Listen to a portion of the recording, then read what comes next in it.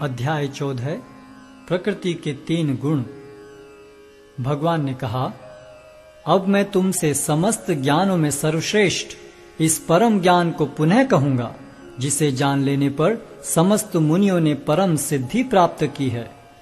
इस ज्ञान में स्थिर होकर मनुष्य मेरी जैसी दिव्य प्रकृति को प्राप्त कर सकता है। इस प्रकार स्थित हो जाने पर वह न तो सृष्टि के समय उत्पन्न होता है और न प्रलय के समय विचलित होता है। हे भरत पुत्र, ब्रह्म नामक समग्र भौतिक वस्तु जन्म का स्रोत है और मैं इसी ब्रह्म को गर्भस्थ करता हूँ, जिससे समस्त जीवों का जन्म संभव होता है। हे कुंती पुत्र, तुम यह समझ लो कि समस्त प्रकार की जीव योनियां इस भौतिक प्रकृति में जन्म द्वारा संभव हैं और मैं उनका बीज प्रदाता पिता हूँ। भौतिक प्रकृति 3 गुणों से युक्त है। ये हैं सतो, रजो तथा तमोगुण। हे महाबाहु अर्जुन, जब शाश्वत जीव प्रकृति के संसर्ग में आता है तो वह इन गुणों से बंध जाता है। हे निष्पाप, सतोगुण अन्य गुणों की अपेक्षा अधिक शुद्ध होने के कारण प्रकाश प्रदान करने वाला और मनुष्यों को सारे पाप कर्मों से मुक्त करने वाला है।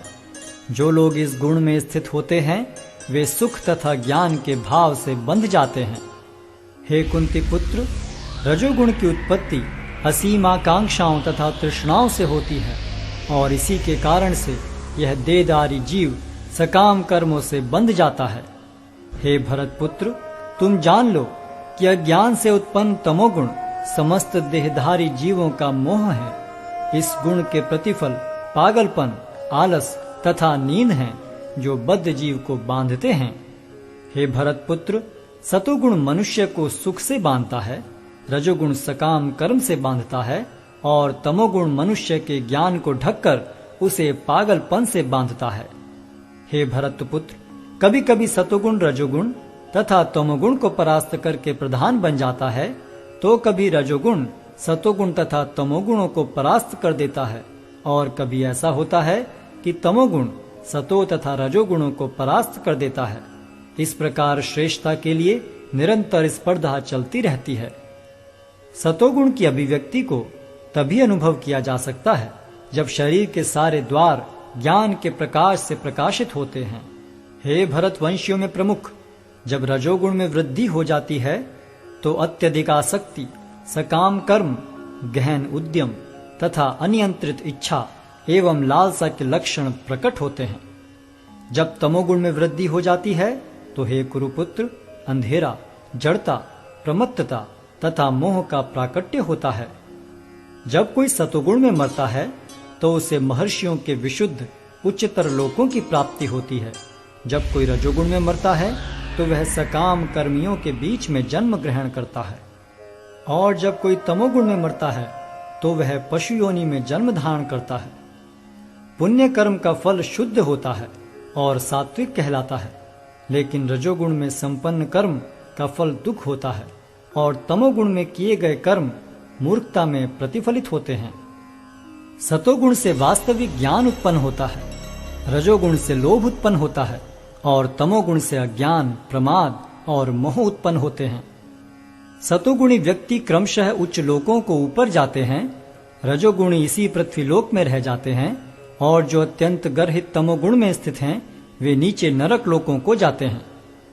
जब कोई यह अच्छी तरह जान लेता है कि समस्त कार्यों में प्रकृति के 3 गुणों के अतिरिक्त अन्य कोई कर्ता नहीं है और जब वह परमेश्वर को जान लेता है जो इन 3 गुणों से परे हैं, तो वह मेरे दिव्य स्वभाव को प्राप्त होता है। जब देहधारी जीव भौतिक शरीर से संबद्ध इन 3 गुणों को लांघने में समर्थ होता है तो वह जन्म, मृत्यु, बुढ़ापा तथा उनके कष्टों से मुक्त हो सकता है और इसी जीवन में अमृत का भोग कर सकता है। अर्जुन ने पूछा, हे भगवान, जो इन 3 गुणों से परे हैं वह किन लक्षणों के द्वारा जाना जाता है? उसका आचरण कैसा होता है और वह प्रकृति के गुणों को किस प्रकार लांघता है?